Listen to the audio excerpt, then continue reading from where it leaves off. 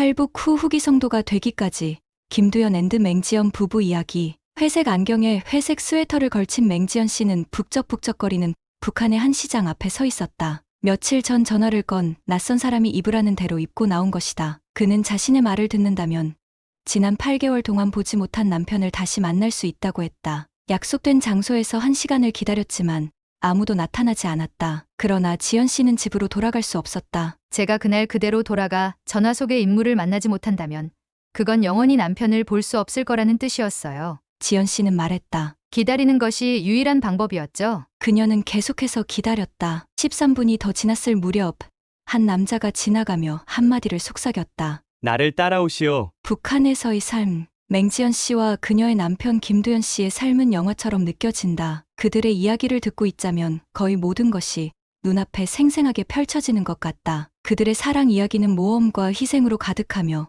전부 실제 일어난 일이다. 그러나 그들의 이야기 속에는 상상하기 어려운 것이 하나 있다. 바로 이 부부가 묘사하는 북한이라는 나라가 존재한다는 것이다. 둘은 북한이 전 세계에서 가장 위대한 나라라고 배웠다고 말했다. 길거리에 사람이 굶어 죽어 널브러져 있는데도 말이다. 처음으로 공개 사형을 목격한 것은 10대 초반때였다. 옥수수를 훔치거나 하는 일 따위로 사형당하는 것이었다. 사형을 볼지 안 볼지 선택의 여지는 없었다. 학교와 모든 공공기관은 문을 닫았고 시민들은 공개 사형에 참석하도록 요구되었다. 정부는 자신들 말을 따르지 않으면 죽을 수도 있다는 공포심을 심어주려고 모든 사람들이 사형식에 참석하도록 요구했습니다. 나이는 상관없었습니다. 두현 씨는 말했다. 처음으로 목격한 사형식을 절대 잊지 못할 겁니다. 인터넷이나 다른 나라에 있는 사람들과 대화할 수단이 없었기 때문에 북한 시민들은 나라 밖 삶이 어떤지 전혀 알 수 없었다. 바바라, 데믹은, 바바라, 데믹은 외부 세계에 부러워할 만한 것은 하나도 없다. Nothing to envy. 에 북한의 이러한 교육 방식을 적었다.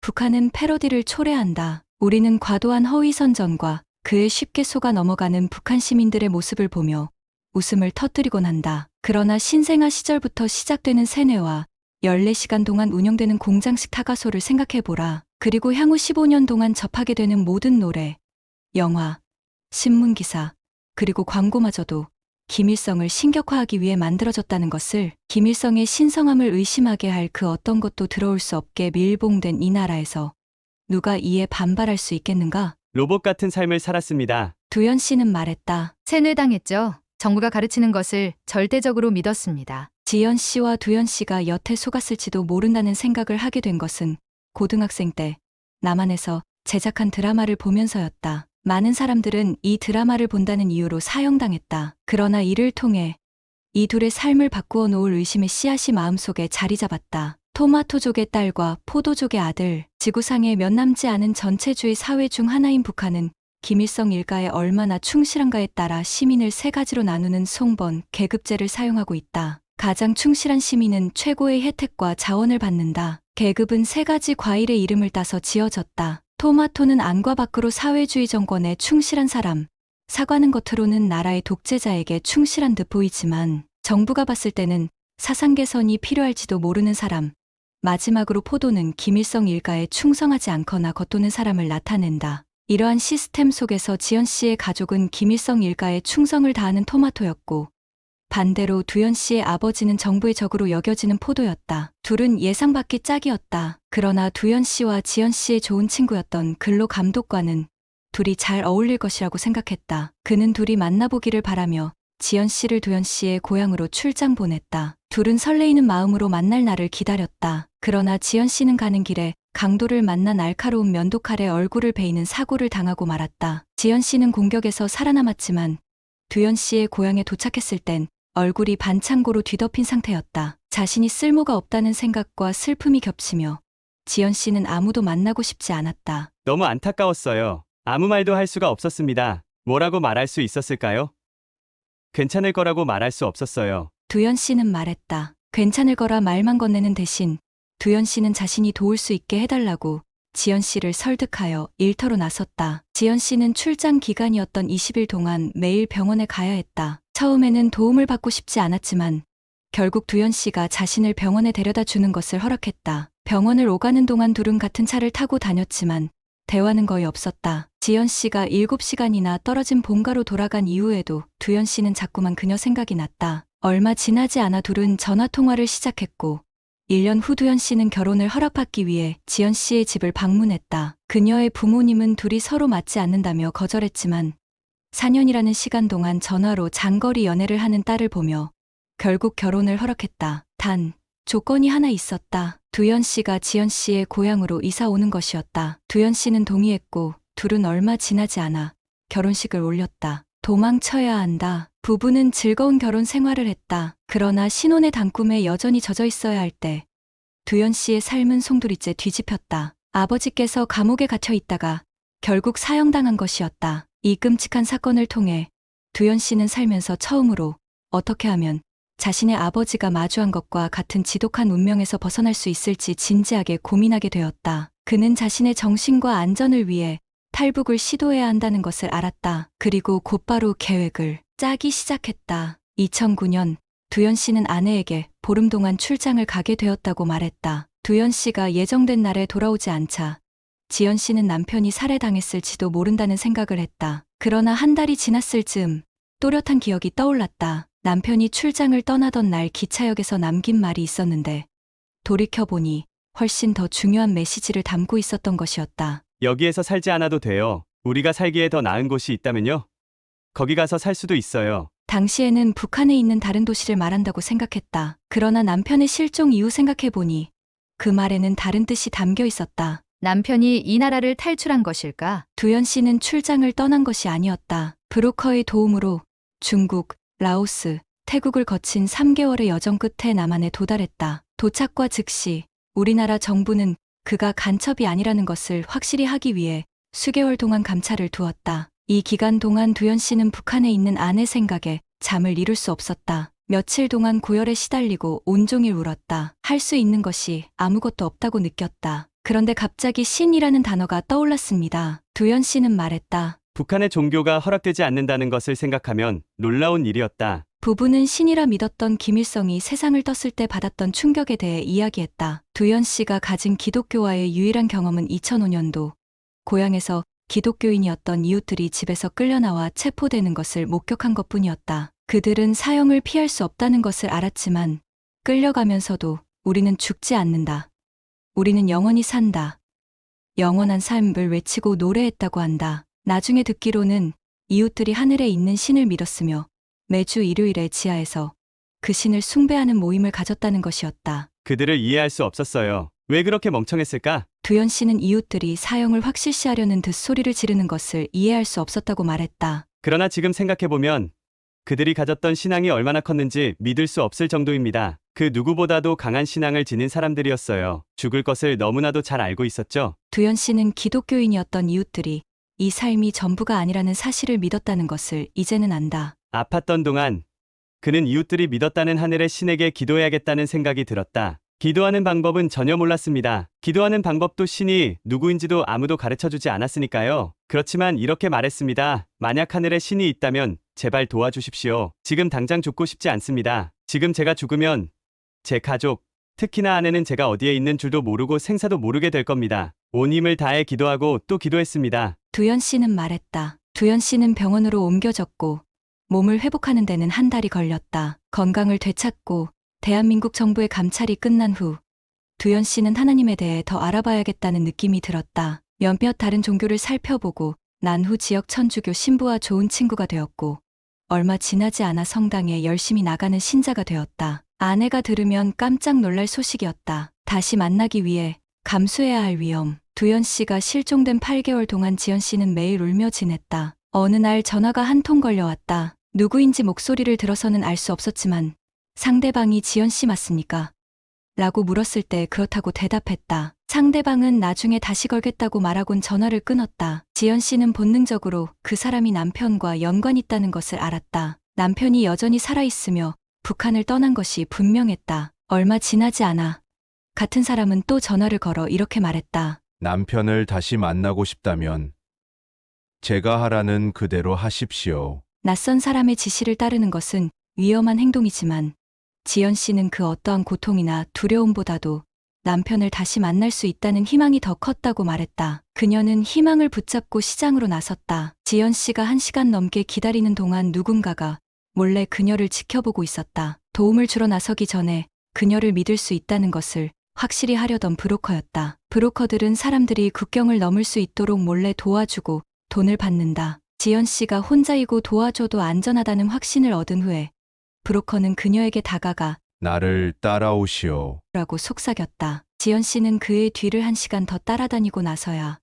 종이 한 장과 휴대전화 하나를 건네받았다. 이게 남편의 번호입니다. 남편은 지금 남한에 살고 있어요. 지연 씨는 그날 밤 중국 통신망을 쓰기 위해 6시간 동안 산을 올라 남한에 있는 남편에게 전화를 걸었다. 산 정상에서 남편의 목소리를 들었다. 8개월 만에 처음이었다. 두연 씨는 그녀에게 그가 사는 곳으로 오고 싶은지 물었고 브로커를 통해 그녀의 탈북을 도우려 한다고 설명했다. 지연 씨는 남편을 다시 만나려면 목숨을 걸어야 한다는 것을 알았지만 다시 만날 수 있다면 그 위험을 택하겠다고 생각했다. 전화를 끊기 전 두연 씨는 한 가지 이상한 요구를 했다. 꼭 하나님에게 기도하세요.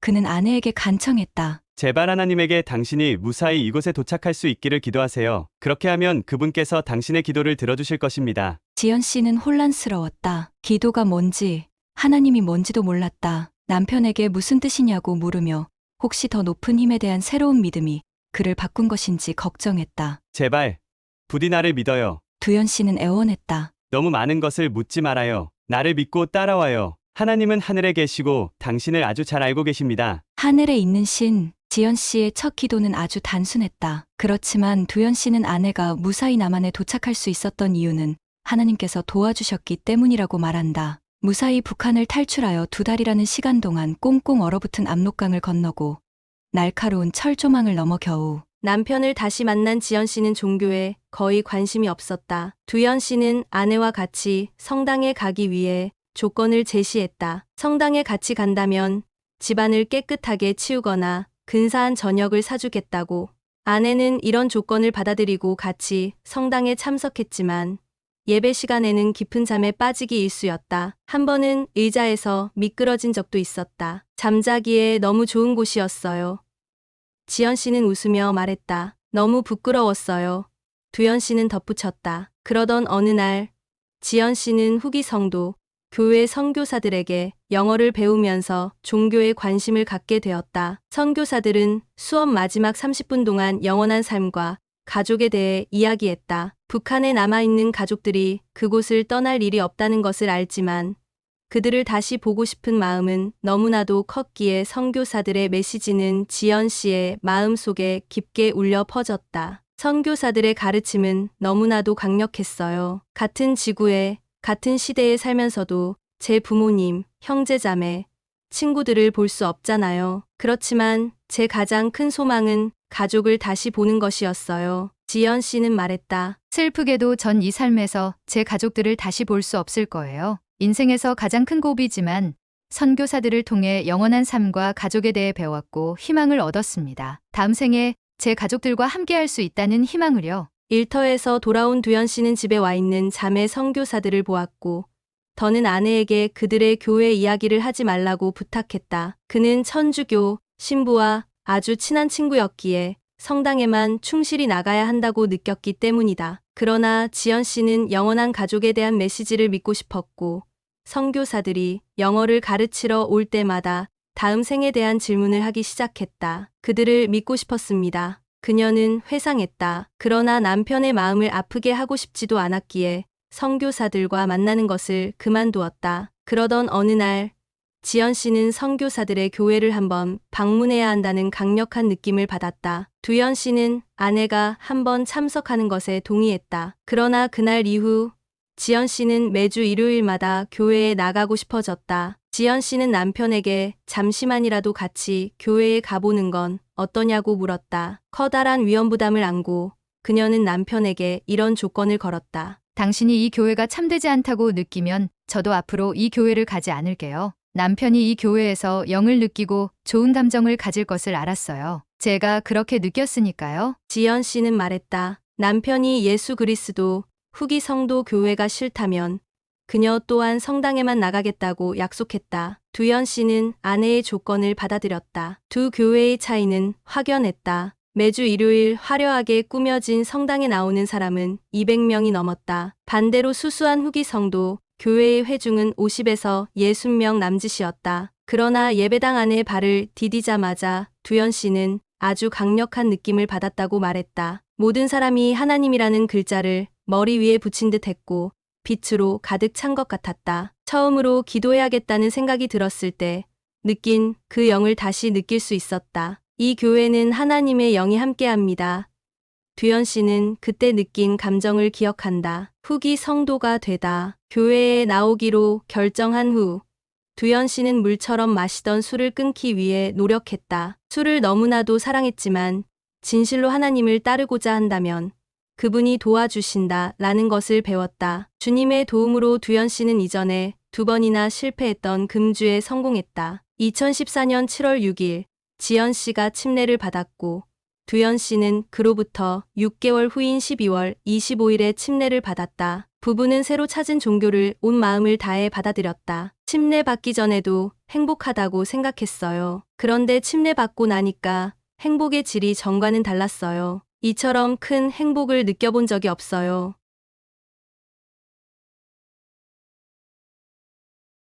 이 후기 성도 부부는 2004년 미국 의회에 의해 북한 인권법이 통과된 이후 비이민용 비자 NIV를 통해 합법적으로 미국에 온 약 220명의 북한 난민에 속한다. 지연 씨와 두현 씨는 2015년에 유타주 프로보로 이사 왔으며 프로보 성전에서 영원한 결혼을 위한 임봉이식을 받았다. 이후 아들을 낳았고 현재는 유타밸리 대학에 재학 중이다. 한국에서 전임 선교사로 봉사했으며 이 부부의 절친한 친구이자 최근 한국 서울 선교부 회장으로 봉사하도록 부름받은 네이트 사전트 형제는 이 둘이 주변에 있는 사람에게 빛을 발한다고 전했다. 이 둘이 느끼는 교회의 아름다운 부분은 수많은 색깔과 극적인 사건으로 이루어져 그들의 눈안에 담겨 있습니다. 아무것도 없는 무에서 생생한 색깔로 변하니까요. 이들이 어두운 곳에서부터 그리스도의 빛을 경험하기까지 그렇게 오랜 시간이 걸리지 않았습니다.